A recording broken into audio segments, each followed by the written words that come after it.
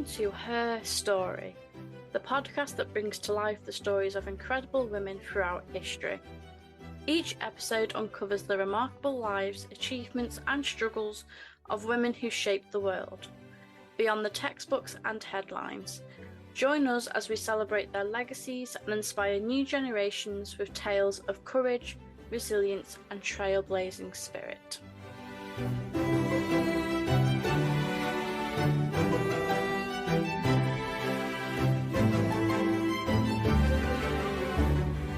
In today's episode, I am delighted to welcome on Jillian Laine to discuss her forthcoming novel, Henry Tudor Must Die. Jillian Laine is an author and journalist. She has written multiple children's books and has worked as an acquisitions editor, book festival director, and literary award judge. She and her husband live with their pride of cats in the Great Lakes state. Henry Tudor Must Die is her first novel. Let's get into today's episode. Welcome to the podcast, Jillian. How are you? I'm great. Thanks so much for having me to talk about my favorite person, Anne Boleyn. I am delighted to talk to you today because you very kindly sent me an advance copy of your book, Henry Tudor Must Die, and I devoured it. It was so good, and I can't wait for people to read your book as well. Oh, thank you. We were just a little bit away now, so it's happening. It's so exciting. It's truly been my dream since I was like 5 years old and I learned how to write. I was like, oh, I'll just be an author. And then 30 some years later, I got there. Before we get on to the novel itself, could you tell us a little bit about you and your background? Yeah, absolutely. So the first thing I always lead with is I have 4 cats. I think that's really important to who I am as a person who can't say no to animals. I didn't mean to have 4 cats. I had one, it was normal. I had two, that was okay still. Suddenly there was a cat that needed she was going to have a amputation, and I was like, well, I'll take her, and nursed her back to health. And then there was a kitty in the neighborhood that needed a home, and so here I am with 4. So now everybody takes advantage of that. They're like, oh, we'll just give you a cat. And I'm like, probably yes. So that's an important thing to know about me as a human being. Beyond that, I obviously am an English major. Cats and English majors go hand in hand. So all books all the time, my whole life. I worked in book publishing for many years before switching to journalism. And so I literally have been writing or editing forever. So now to be writing my own book and getting it out there is so much fun, and also very scary because I know so much about how the world works in publishing. And I'm like, oh my gosh, no, like we're going into copy edits. It's going to be so scary, but it's been lovely. It's been fun. And I'm just so excited for it to come out. What inspired you to write this specific novel? Well, this is like my favorite story. So I don't remember exactly what it was that I had. I'd either read an article or watched something one night. This was like in 2020, so a very long time ago, especially in pandemic years. That's like 30 years ago. And it was about our no friend Henry. And I was laying in bed, and my husband's getting ready for bed, and I'm like, that Henry VIII, he did not like get what was coming to him. He did die, and he had some health problems, and nobody really likes him now, but he got to go through all these women and do all these terrible things, and nothing that bad really happened to him. And I was like, oh, it just really bugs me that there wasn't, justice served. And my husband, who likes Quentin Tarantino movies, goes, well, why don't you just Inglorious Bastards him? And I go, oh my gosh, I could just rewrite what happened and make it all up completely. I mean, I've got witches, I've got mystics, I've got people coming back from the dead or never having died at all. And I was like, okay, yeah. So I like that whole night I was up probably until like 2 or 3 in the morning, just laying in bed, like eyes wide at the ceiling, just thinking of how this would work. And obviously the first thing that came to me was Anne Boleyn as a witch, because that was something that haunted her legacy for a very long time after her death as a way to slander her and make it okay for Henry to do what he did. So I was like, well, let's make her a witch and let's make that be a really good thing and a powerful thing. And it just sort of spiraled from there. And the other big thing is I was brainstorming it was I've always hated, and this isn't any present or historical situation, when women are pitted against each other, especially for a man. Like that drives me nuts. Like, and I get it. Back in the day, you had to be married to survive. You couldn't have a job. You didn't have, you couldn't own land or do all of these things. But I was like, what if we took that out of the equation and these were just a bunch of interesting, smart women? What would they have been like together if they weren't having to compete for survival? And it turns out, in my brain, they became friends. So it was really fun to bring together some of the like, either frenemies or actual enemies of history and twist what that could have been if they were not in the situation that they were in. So, hint, it's Anne and Catherine of Aragon, and it's great. Besties. I mean, you're right though. It's like, why are they pitted against each other? Because we only do that because of the divorce that Hmm. Catherine didn't want, and possibly Anne didn't want that relationship. They might have actually been like, Yes. "Can we be friends? Because I don't want to marry him, and you don't want to be unmarried to him." Like, Exactly. Yeah, I can imagine because, they were they were near each other, they through court, through being a maid of honor, like they were in each other's orbit and they probably were like, and even with who knows, with Jane Seymour, they were probably looking at each other being like, this is really awkward and like we have no control in this situation and like I'm sorry, girl to girl. And like, and I hope that, I mean, obviously I'm putting a lot of like modern thought into some of these women, but I hope that throughout this, as they were going through stuff, that they really couldn't change the course of this history, that they were looking upon each other and being like, I'm sorry, I wish this was better for us. So in Henry Tudor Must Die, they do. And then they go another step further. now obviously this is fictionalized and there's a lot of magic, but how much research did you have to do, to make it more authentic for yourself? Sure. Yeah. I mean, at this point, I'm wishing every day, I'm like, oh, I could have done more research, Like, I feel like I learned something new about this time period every time I dive back into a new book or I watch a new documentary or whatever it is.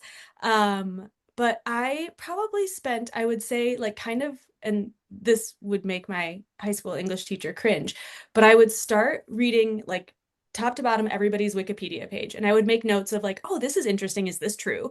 And I would go through and then from there go to find either, historical sources or historians writing about that time period and pull together, those pieces that felt interesting. And I mean, honestly, this book could have been like 5 times longer because I could have gone on so many tangents of just everybody's life and I have to simplify it so much that it's actually kind of frustrating to me. But yeah, Wikipedia was honestly like where I started, and I'm actually now like a super big fan of Wikipedia because they are one of the like the last bastions against AI on the internet. And so I donate to the Wikimedia Foundation. You know how they always ask you for like it's $2 and you can keep us alive, and I'm like, you know what? Yes, you helped me a great deal because when you're learning about something that's so vast, like 6 women over the course of what would it be like 50 years, it's a lot, and then it was a great place for me to start. And then I wound up, I don't know how many articles, books I read, historic palaces, and I spend a lot of time on there. I've gone through because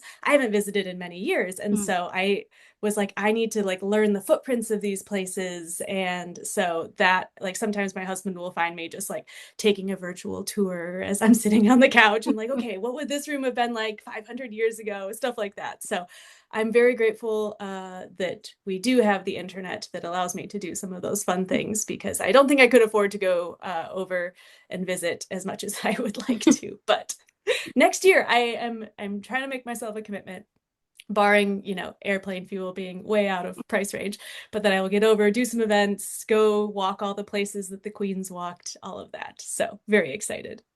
And you're gonna have to take the book on a little tour in person. Right. Yeah. Exactly. Yes. Yeah. And there's this picture of me from when I'm like, I don't know, 9 or 10 years old at the Tower of London. And I've got this like very 90s outfit on, like the layered t-shirt and tank top, the capri khaki pants. I think I've got a bucket hat. Like I'm like, so I'm like, I need to maybe recreate this. I'm like eating an ice cream cone. I'm like, yay, murder.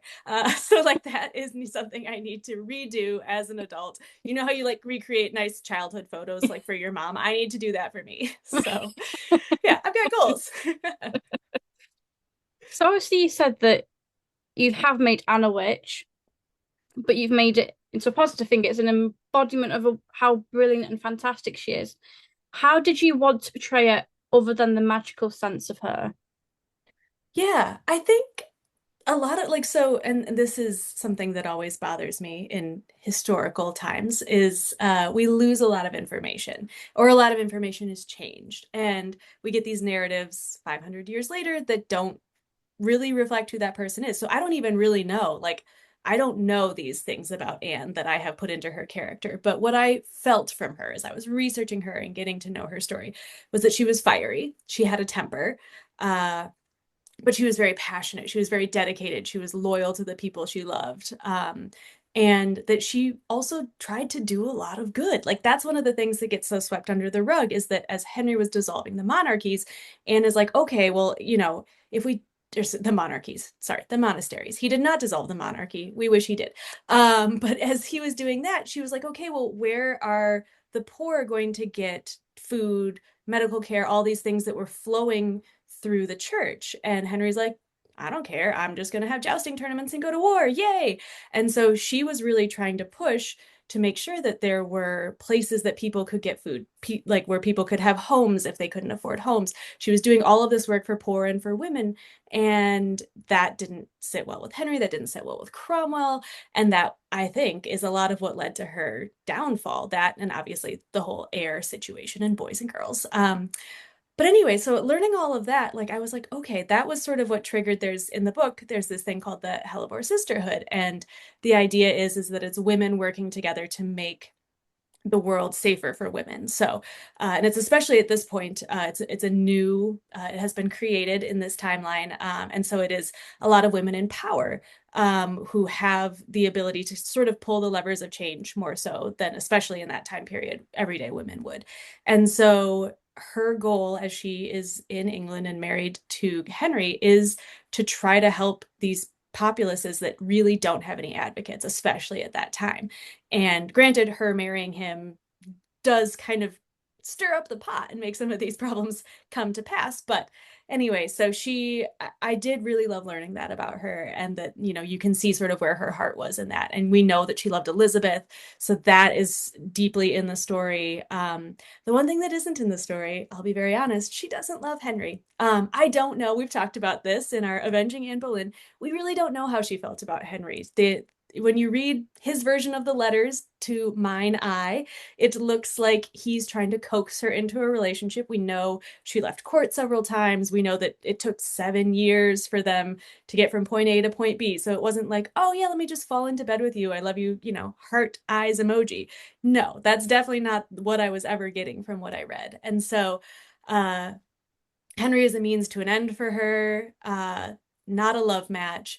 And so that is a little bit different. I mean, for all I know, she thought he was great until he beheaded her. But in this version, she goes in a little bit more eyes wide open. So I would say my Anne, she's got a little spark, not just magic, but in the rest of her, she's trying to do good, and she does not like her husband.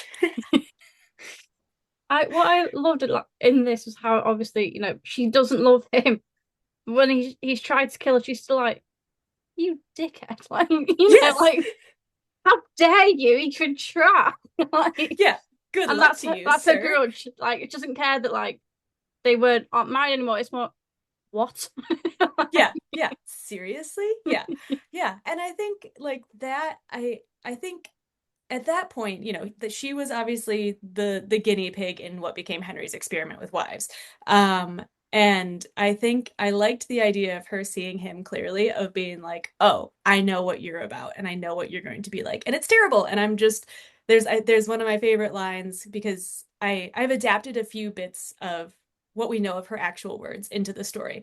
So there's a joke about having a little neck. There is a little bit from her speech when she's actually about to be beheaded. But, in that, she had to, in real life, say a lot of nice things about Henry, like, oh, he's so great. Everything's fine. I wish, he saw my innocence, but that's okay. He's the king, whatever, because she had to protect Elizabeth and anybody else in her family that she loved. She'd already seen her brother die the day before. She knew Elizabeth was going to be taken down from being an heir and becoming a bastard like Mary did. And so she's trying to save everybody else's skin around her. So I didn't give her that whole speech because I was like, well, my Anne really couldn't stomach saying that. And I'm proud of real Anne for having done it because it was the right thing to do. But my Anne just says, God save the king. And then in her head, she's like, from me. And that sort of sets the tone of what her vibe is for the rest of the book. She has many adventures before, getting around to the revenge that she is plotting, but she always has in the back of her head that she's coming for Henry. Now, the other major character in this book is Catherine of Aragon, or as she's called in this, Catalina, which she Mhm. would have been called in Spain, which again I thought was a really nice touch. That she kind of Yeah. goes back to her home roots. How did you want Catalina to look? How did you want her to be quite staunch in her faith, or completely different to how we view her today? Yeah. So, and that was a really interesting struggle for me because obviously a lot of what was happening at this time was a question of religion. Um, but I felt like I was already doing so much with what the women were going to be doing and witches and revenge and all of this. And I was like, I really don't have the space to do like a full religious deep dive. Now, book two, which is Mary and Elizabeth, full religious deep dive. That's sibling rivalry turned up to 12,000. And that comes out in 2027. But in the meantime, yeah, so I wanted to write, I call her Lena. So yes, Catalina, I wanted to restore her real name. And I wrote her as somebody who's sort of become a little bit disillusioned. She obviously, we know, was an extremely staunch Catholic and did also herself. I mean, she commissioned books about the importance of education for women. She donated like crazy. She was just out there trying to actually do the good things that you would hope that the Catholic Church would do. And so I wanted her to be a little bit disillusioned in her faith and that it sort of like it let her down. Like what the people that were supposed to protect her in the church couldn't, her own God couldn't protect her. So there's a line that says, it's right before Anne Boleyn's execution, and she is sort of praying, and she says, I don't really pray anymore, but I hope that tomorrow Anne Boleyn keeps her head. And so it's sort of, I will say, I took a little bit of a shortcut by not going deep into the religion, but I wanted to highlight the things about Lena's personality that mattered most, I think, which were that she's strong and she is smart. I mean, that woman, when Henry was off at war or doing God knows what, she was leading the country. She was making alliances. She was the first like female ambassador ever that we know of in Europe. And so I wanted to pull out a lot more of that in her character. The things like I think she sometimes gets reduced to religion. And I wanted to pull out these other strengths and interests that she had, her love for Mary, the way she fought to stay with her daughter and keep her daughter in power. And I think I just also wanted her because, and this is, we always see her portrayed sort of as this ice queen in, adaptations. And so I kind of wanted to play with that. I wanted to be, maybe she thinks she's an ice queen, but she's not. Like she says all this time, she's always like, I have such a cold heart. But you see her doing things all the time that disprove that. And so I wanted to play with that stereotype of this like sort of prudish, mean Catholic queen that doesn't want to let go of things. And instead, it's this woman who really should have been in the seat of power that was doing good things with that power, who, if she were a man, would never have been questioned, and who, at the end of the day, does a lot for the people that she loves and the people that she is supposed to serve as their monarch. And so that's what she carries forward through the book.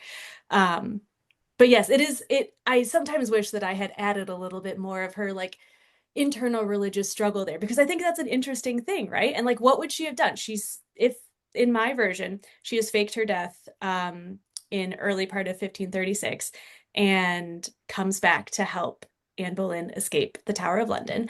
And how, like, I was trying to think, how would she feel? She has had this faith her whole life. It's what's kept her so steady. And then everything in her life falls apart and she's basically exiled, imprisoned, and it's terrible. And like, would she have held on to it? Maybe, probably. But, or would she have turned to, in my book, a little bit more of a humanist perspective where she joins the Hellebore Sisterhood and she's fighting for women and for good and for society instead of just for her faith. So that was the lens that I took. How did you want these two queens to interact with each other? Because obviously, as we've said, they get pit against each other a lot. How did you want them to be in this novel? Like, are they meant to be besties? Yeah, I mean, eventually. They start off not so besties. I think Lena even says at the very beginning, she was like, if you'd asked me just a couple of months ago, I would have said, let that girl get her head lopped off. I don't care. Um, and so there's definitely this shift between them. They both decide independently. They don't know that they're both kind of part of this Hellebore sisterhood in the beginning, but they both feel very passionately about helping women and improving the lives of women in their countries. And so well, Lena finds out first that they are kind of in this together and that Anne has been in it from the beginning. And that's why she decides to help save Anne Boleyn from death. She's like, oh, I see what she has sacrificed for this, even though it took me out in the process, and she does not deserve to die. There isn't really at first a plan for them to be besties. You know, they're sort of like, all right, well, we're stuck together. We're both two like undead queens, basically. Like, where are we going to go? Who are we going to be friends with?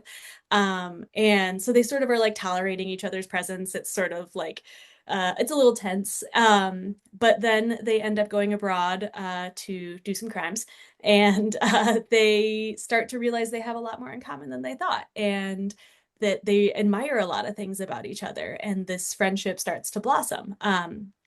So it does take time before they can fully trust each other and care for each other. But it was interesting to me because I do think those women, I mean, it could be very polarizing maybe in real life, you know, sans Henry, they would have clashed, you know, maybe they would because they had differences in religion and other opinions, but they had still a lot of stuff that overlapped. And I was thinking like a lot of the women that I know that I meet that are similar to me in some ways, but maybe different in others, we actually end up getting along and finding like, oh yeah, like let's rock on some of these subjects. And so that's sort of what I thought about Anne and Lena was that given the right circumstances and having put aside a lot of the pressures and pretensions that they had to uphold, they could have been friends. So they definitely they develop, I think, a bond that I really think of as a sisterhood. And it was really cathartic for me to write, whether or not that would have been real at all, or they would have hated each other's guts forever. But it felt healing to me to write a version of that for them. Now, in your novel, you actually have a narrator. You have Yeah, Marguerite of Angoulême is the narrator, and she's kind of the big boss of the whole organization of the Hellbore yeah. Sisterhood. Why did you decide that? Well, I wrote the whole book without a narrator the first time. And I was like, I feel like I'm missing something, and I couldn't figure out what it was. And a lot of it felt like I would get a little bit bogged down trying to describe some of the historical moments for people. Because you never know who's picking up the book. They could have like just watched the Tudors and that's all they've got, or they could be like straight up historians, which in that case, they're probably going to find a lot of things they don't like in my book because a lot of people that aren't alive are, and a lot of anachronistic things might happen. But hopefully from the hot pink on the cover, everybody gets that. But yeah, so I wanted somebody that could kind of contextualize some of those pieces for us. And I also wanted somebody that could inject some levity and some snarkiness into what was sometimes a kind of serious book, because obviously we're dealing with literal life and death for these women. And while they are characters in my book, they were real people in real life that actually went through this. And so I wanted to be able to give them the seriousness that they deserved, but also have somebody that was lightening some of those moments for us or giving us a little context. And so that was where Marguerite was always the head of the sisterhood, because France, obviously, at that time was, you know, in the Enlightenment, everything was sort of starting Renaissance time. They were a huge hub at that point, especially for women's rights, other than that they couldn't become queen of France, which is annoying because Marguerite would have been an excellent queen. But they were really starting to do a lot more there than what was happening in England at the time. And I knew obviously between those two countries there was also a lot of strife. And so I was like, how interesting if we have, you know, an enemy that is actually working for the good of everyone. And so and Marguerite is, I think she's been called the first modern woman, you know, by historians. She was just a real like proto-feminist trailblazer. And so I always knew I needed her in the story. And then once I kind of got a feel for her voice, I was like, oh, Marguerite could like solve all of these problems for me. She can pull out some of the historical things and contextualize them in a snarky way. Like there's at one point we're talking about the Holy Roman Emperor and she makes a Habsburg jaw, you know, joke, you know, things like that. And so it's nice to have her to get both of those things that I needed to be done in a sort of efficient way. Um, And I like her, you know, and I wanted more of her in the story. And so I footnotes are interesting though, because, you know, some people love them, some people hate them. I don't think if you don't read the footnotes, it's not like you lose a ton. Yeah. I think you can read through them without them, but I'm most excited for the audiobook, which we just are finishing recording this week, because we have a main narrator, like our main reader for, you know, the book, but then we have a Marguerite specific person. And so she's popping in, and I think that will feel a lot more natural than having to like look down at the bottom of the page. She'll pop in and be like, and by the way, like this is really weird. Like that kind of voice is like what it, but in like a great French accent. And so I think that will be really fun and be a cool way to like actually experience her overarching sort of looking down upon the story. She's telling it technically to us a couple years later, when everything has shaken out. And so I think that will be a cool and fun. I'm so excited to actually hear it, because I don't read to myself out loud. I'm like, I don't want to hear my voice. But when the experts are doing it, it's gonna be great. I mean, I kind of loved it. I can't remember the specific bit, but it's she knew that Anne wasn't going to follow the instructions. She goes, and I know she's going to do exact opposite to what I've just said. Yes. It's just like brilliant. That's Yes. absolutely genius. Yes, she's Marguerite is she's like the smartest person in the room, for better or for worse. Like sometimes that's the annoying person that you're like, okay, I get it. And sometimes you're like, ah, you're a genius. And so she is both. She's sometimes a little too caustic, a little too smart, and pushes some buttons. But she loves Anne. Like they are friends. And that was, you know, I pulled that from when, hypothetically, as far as we know, that Anne served over in the court of Austria and then in France. And so I was like, okay, these women aren't like complete contemporaries. Marguerite is a little bit older, but they're pretty close in age. They're about 10-ish years apart, depending on when we think Anne Boleyn was born. So crazy stuff that we don't even know. But um, I was like, I could see like Anne really being inspired by Marguerite. And I think at one point there's a letter that mentions the connection between the two of them. So I really went from there of making them longtime friends and allies in this fight that they both believed in. So go Marguerite. She seems great. Now, obviously, Catalina and Anne aren't the only queens in this novel, but I am going to bring up the elephant in the room. You decided not to involve Jane in this novel. Is there any reason, Yes. or did you just go, nah? A little bit that. I mean, I was thinking, I was trying to find an angle that made Jane really interesting. And who does it really well is Holly Race, in the Six Wild Crowns, and now Six Savage Thrones. But I couldn't come up with a way to make Jane really interesting. I was like, what is she fighting for? What is she about? And you know, she seemed nice. Like she seemed like a nice person. She seemed like she had a terrible family. So there was like some stuff there, but then she's also not in the story and history in life for very long after she gets married to Henry. And so I was like, you know what? Like Jane's just gonna live the way that Jane lived. Like there's no shade on Jane. You know, nobody's coming for Jane. Jane isn't part of the problem. But Jane just she didn't speak to me. She didn't bring anything out that I felt like I could really latch onto.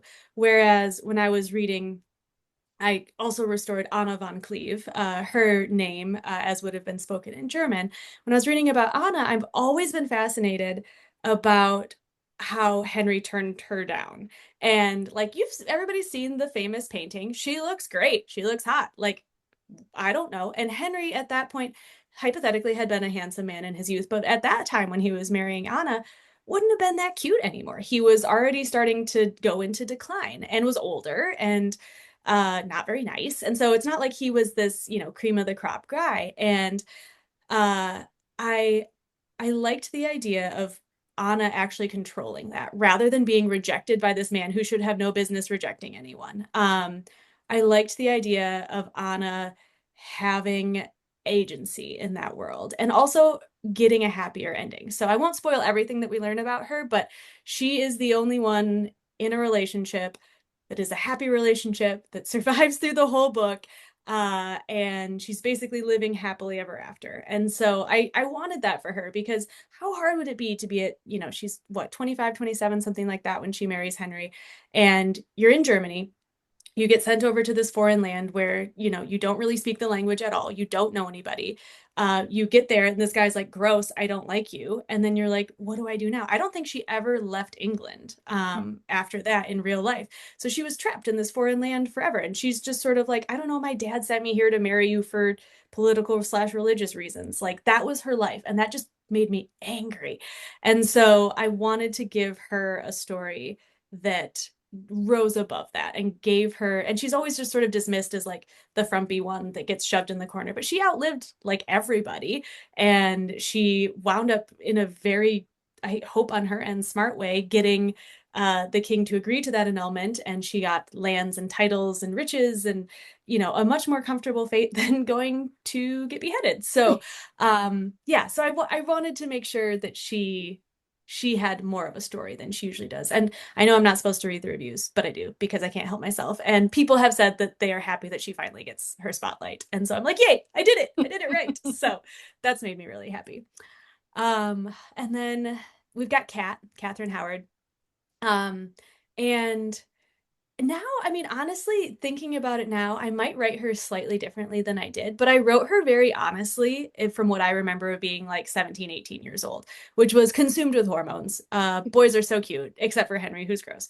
Um, Falling in love madly, and being a little bit more, mm, not impetuous isn't quite the right word, but being a little bit more fly by the seat of your pants, a little bit more spontaneous, a little bit less thinking down the line of how things are going to happen. Because when you're 16 or 17 years old, you think you're invincible. You know, the world is your oyster. You can do anything. And so I wanted to make that really true to her character. And, but also she's not the completely flighty, airheaded girl that she is sometimes portrayed as. She definitely has a clear-eyed view of what's happening around her. She's like, you know, I've seen four queens come and go before me. I need to lock into where I am. If I pretend I'm not interested in politics or religion or this or that, nobody's going to pay attention to me that's in power. I'm just going to get to have my nice dresses and do my thing. And so she definitely for me was somebody that I wanted to write as a teenager. But also wanted to write as somebody who is starting to wake up to the intense reality that she's stuck in and does not have a way to get out of or a way to change.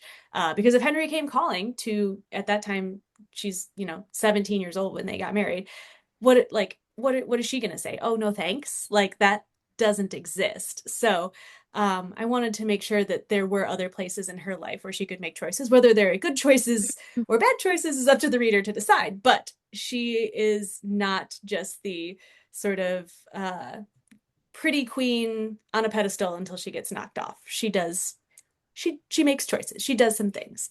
Um, and then there's Parr, Catherine Parr, my favorite. She's maybe like a sociopath. I'm not really sure. But I love her so much. And she came to me. So Parr in my version of the world is a Black Widow poisoner. Because as I was reading about her history, she'd had two husbands and then Henry dies, and then she tragically marries a stupid Seymour, and we don't deal with that. That doesn't happen in my world. We're like, gross, no, get out of here. Um, but I was like, wow, that's fascinating that this woman, like, three husbands by the time she gets to Henry, four husbands. I mean, she's catching up with Henry almost, but in a way that is a little bit less conventional. And so, and she wasn't, you know, she wasn't like this incredibly rich, powerful woman. She wasn't this supposed like most beautiful person you've ever seen. Like she was pretty, she had good connections, stuff like that. But she also, like, her second husband like nearly destroyed her entire reputation. She spent time like kidnapped and, you know, ransomed because of her husband's actions. And so I was like, that's just so interesting. And she grew up in this old estate after her own dad had died, and her mom took the family to this old estate and like in the woods, and it's very like lush and atmospheric. And I was like, what if she just got into poison? What if she got into a little bit of mischief? And what if when these husbands, good or bad, came along, she was like, oh, I don't have to stay stuck in this situation. And so she to me is she's very blunt. She's very funny, sometimes unintentionally. She doesn't really care what people think about her, which is like magnetism for her because people are like, wow, like this, she's not cowering, she's not trying to bend herself into pretzels. Um, and she is dedicated to the sisterhood and doing what she's going to do, and she does it for the greater good. She definitely has a moral compass, so she's not a sociopath, but she if Lena thinks she's cold-hearted, Parr takes one other step a little bit further in the best way. I love it. I want to be more like her. I want to be like, somebody looks at me and I'll be like, no, gross, have some poison. Like, that's what I aspire to in life. So, yes, sad for Jane that she didn't make it into the strange and funky crew that I have created, but nothing worse than what actually happened to her happens to her. So I'll leave it at that. How did you have these queens interact with each other? Because obviously, in your book, they all have wildly different personalities. So how did you have them interact with each other? Yeah, well, they don't always get along or blend super well. So we talked a little bit obviously about what Anne and Lena were like together. And then Anna is this sort of, she's like, speaking of moral compasses, she really is the best heart of that group. She wants to do good, she wants to do right. And so she's always a little bit surprised by some of the more bloodthirsty comments that Anne might make, or some of the more scheming plans that Lena comes up with. And then Kat's kind of the wild card, right? Because she and Anne are cousins. And so she really looks up to Anne as this cousin. And she's come back to life, basically. And so that's super exciting. But she's also not taking kindly to being told what to do. Like, Anne comes in and is like, all right, here's how we're going to solve some problems. And Kat's like, I've got it figured out. I'm 18. I know everything. Like, you remember that. Like, why do I need a grown up to tell me what to do?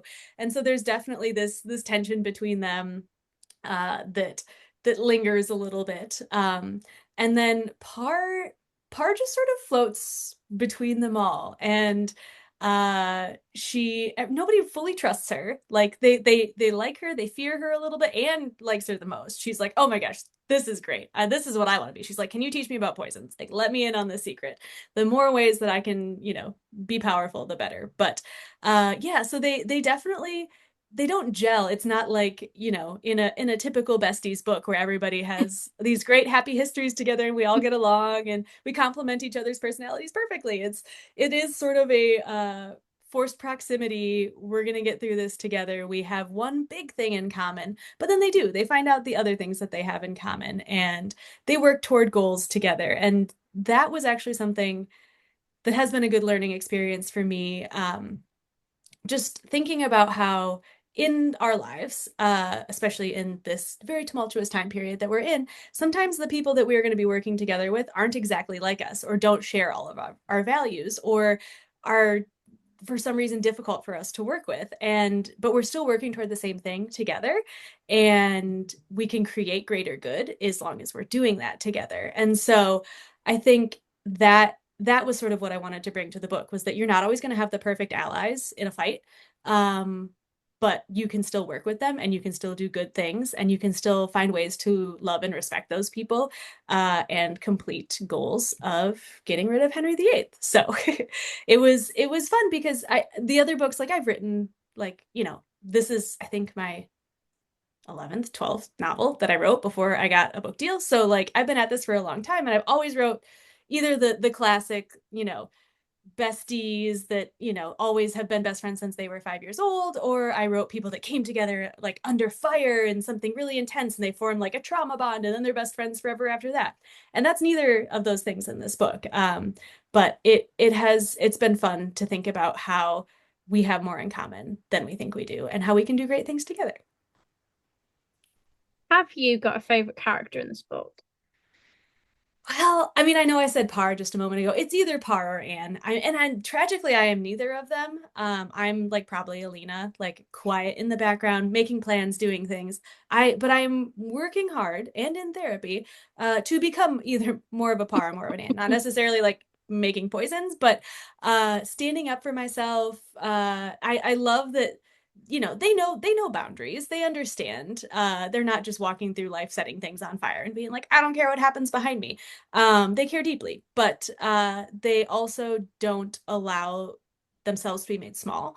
They don't allow other people to influence what they do. They don't let the opinions of people who don't matter change their behavior. The people that do matter, yes. Like there's a point where Lena and Anne get into a fight, and Anne sort of backs down, and she's like, you know what? I respect you and I see where you're coming from, and you're right. I'm doing it wrong. I'm going to change because I love you and I respect you. And so I love that there's that depth to her. And so those are the two that I aspire to be most. That one day perhaps I will be. Maybe then when we talk for book two, I will be a much fiery person than I am now. We'll see. I did buy some combat boots recently, so I feel like I'm on the right track there. How much have you enjoyed writing this novel? Oh gosh. Because this has been such a long process, right? So I originally drafted this in 2020, into 21, and then I queried it for the first time in 21 and 22. And at that time, uh, the response that I got, because it's a historical fantasy, and there wasn't a lot of that on the shelves yet, was that like we don't really see a place for this. Like the writing is good, we like it, concept, we like it, but we don't see a place for it. So I got a lot of like really lovely rejections, and I was like, okay, I guess no, it doesn't work. And then a number of things happened. Six got huge. It had very recently come out right around the time of the pandemic, but obviously not a lot of performances in that era. And then sort of in like 22, 23 really started to just be, the way that people were kind of talking about the queens. Um, Politics changed a lot. And then I think there were a lot more stories that came out in that historical fantasy realm. And so I could suddenly comp to some things that were doing really well.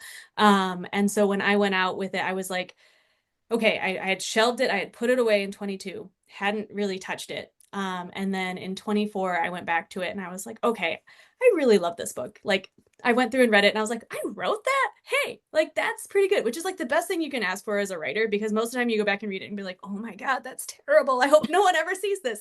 So the fact that I was like neutral good on it, I was like, this is great. This is amazing. And so I went back. I didn't change a ton, but I adapted it, 2+ years later. That was about the time that I added Marguerite as the narrator. And then I went out with it in January of 25. And keep in mind, again, this is one book. I have written 11 books, 12 books, whatever it is, over 10 years. And so many full manuscript requests and so many nice conversations, and it went nowhere ever. And so I was at the point of giving up, honestly. I was like, okay, I'm going to send out these books. I'm going to send it out to 6 agents for 6 queens. And if I don't get an agent, I'm giving up on writing. Like, writing all of it, because I was like, my little heart can't take it. I'm not tough like Anne and Parr. I am soft-hearted, or not even tough like Lena. I don't know who, like, I'm not tough like any of them. And so I don't know how all the stars aligned, but within 2 weeks I had an agent. Within a month I had a 2 book deal. Hadn't even written book two yet, but had, ideas, and I had a synopsis and all of that, and then wrote book two in like a fever dream over that spring. But I've spent, I mean, other than that like little 2 year break, I've basically spent like, because now it's 26, so I've spent like 5 years with this book. So I really have to love it, and luckily I really do. And I'm actually honestly very excited. I have not read it in physical form. Like, I have an ARC, obviously, or a proof, and my author copies, hardcover ones, should be arriving, I don't know, in the next couple of days. And so when I get one of those, like, that's going to be the book I read, which is maybe going to be terrible. Maybe I'm going to be like marking it up as I go, being like, oh my God, I want to change all these things. And I want to listen to the audiobook. I want to like live through it when it's done, and like experience it as though it's not mine. Sometimes I do look at a passage and I'm like, oh, I don't even remember writing that because it was 6 years ago. And I'm like, but it sounds good. So good job, past Jillian. I don't know what she was up to, but she did a good job. So, yeah, I really loved it. And what I've also loved is just in the past couple of months, like meeting people like you that are Anne Boleyn/Tudor fans, doing the Avenging Anne Boleyn adventure with everybody. Like, I sometimes as a writer, you feel very siloed. Like, you're just like, for me, it's just like sitting on my couch with my cats, writing at 8 o'clock at night. And I've got writers groups, I've got beta readers, stuff like that, but it's still kind of lonely. And you don't have somebody to, just gush about Anne Boleyn with, or except like, I mean, my husband, like we take a walk usually every evening, unless it's like, snowing. Um, And he just has to listen to me for most of that walk unless we have something else to talk about. Like, here's what I'm working on today. Da, da, da, da, da, da, da, da. And like, what would this? And like, also a journalist and a great storyteller and a huge music fan slash musician. And so he understands like beats of stories really well. So he's an excellent resource. But I think sometimes he might hope that I could talk to at least one other human being about my obsessions. And so I found those human beings, and that has been so cool. And it's actually given me like a lot more enthusiasm about the book and about everything that is coming together around it. And the tutors, I'm like, oh man, like maybe now I've got like 10 more ideas for books in this world. So maybe I'll be like the Philippa Gregory with witches. I don't know. But that would be really fun. So yeah, so it has truly been dreamy the whole time, even though there have been times where it's hard. And sometimes I read a 2-star review and I'm like, oh my God, my heart. But you know what? That's okay. It's fine. I'm not going to do anything about it. And it's sometimes I learn, honestly, I learn from the reviews sometimes. I'm like, oh, like that didn't hit for somebody. And I get that. Like I can see that. And so it has helped me think as I'm writing book two, like how could I address like some of those pieces of things that, maybe didn't work for some readers. Not that I will adapt to everything somebody like somebody was like, I didn't like this because it was young adult. And I was like, but it's not young. Did you read it? It's the main characters are 35 and 50 and they're doing murder. So sometimes reader comprehension is also a little bit low. So I have to take it with a grain of salt. Towards the end of the podcast, I always love to ask my guests 5 fun history questions. So, firstly, have you got a historical pet peeve? I mean, so many. I think, and we talked a little bit about this. I think the thing that bothers me the most, especially because I'm writing these stories about historical women, is how so many women have been villainized because history was not written by women. History was often written or dictated by these women's husbands. Um, Top secret. One of the books that I'm working on right now is a hopeful. It hasn't been sold or anything, but it features Marie Antoinette. And I went into it not knowing a ton about her. Like, I've read and watched some stuff over the years. But as I'm learning more about her, I mean, she's a very flawed and complex person, but she is not the person that she's made out to be in the vernacular of like, oh, the rich let them eat cake type of queen. She doesn't, not everything she did I agree with at all. There's a lot to her, but she did stuff like she started a hospital for unwed pregnant women to have a place to give birth and to live for a little while after they had done so, because at that time, even 1780s France, it was still not a very hospitable environment for that. She was very dedicated to her children, like she lost children that really broke her heart. And so I think we have this tendency to turn women, especially these women that served as sort of political figureheads for movements, whether it was the Reformation or the French Revolution, into villains because it's simple and it's easy. And granted, I did do that with Henry. In my book, he's just a straight up villain. He's not even, doesn't have any shades of, nuance to him because every other book does that for him. And I was like, I am just not interested. This story is not about you, Henry, for once in your life. And I don't even think he like appears other than in flashbacks and memories and conversation like on the page until like 200 pages in, because I was like, this book is about the women and then they're gonna get you. Like that's it. That's your whole arc, Henry. You don't get to change. You don't get to be redeemed, nothing. And so granted, I've now just said the pet peeves that I have, I actually like applied to somebody else. But that mine's for women. The men, they've had all kinds of nice whitewashing over the years. They don't need it from me. So If you could go back in time to any event or day in history, when would it be and why? I mean, I would love to say that I would go back to the Tudor time and sink in and see what's there, but like I would be dead so fast. I mean, for so many reasons, right? Like they would I would come in and start talking to them and they'd be like, witch, burn her. And like instantly, like I'd last like 3 days. Um, and even if I didn't last 3 days, like what am I going to do? I'm not a queen. I can't move among the world like that. So I've been thinking about this and I think I would go back Well, okay, I've got two things. I would either go back to the 1990s because it was just a good time. I remember it very fondly, and it would be really fun to be like an adult in that time and go to like just kick-ass concerts and like live life in a happy, joyful way that I don't always experience in this timeline. But the other one would be I would actually be very interested and going back to around the French Revolution time. Because what's fascinating to me as a journalist is that that was really the rise of the newspapers. And that it was the first time that a lot of the population was literate and engaging in conversation and dialogue about their government and about the world around them in ways that before obviously it had been affecting them, but they didn't have a way to engage and they didn't have the ability to learn what was happening because the information wasn't even available to them. And so I think that would be fascinating. I'd probably also die pretty quickly then, but I'd last a little bit longer. And I think it would just be, it would, I think sometimes we take for granted in the world that we live in now the ability to have education and information and to go to a place and a time where that was so valued and so exciting and so rarefied that it would kind of spark new joy for me as a journalist and as a writer and as a human being that wants to learn things. So yeah, no matter where I go, I'm going to end up probably dead very quickly, unless it's within the 20th or 21st century. But yeah, I think that's where I would go. I think it would be really fascinating. Have you got a favorite book? It can be fiction, non-fiction, or both.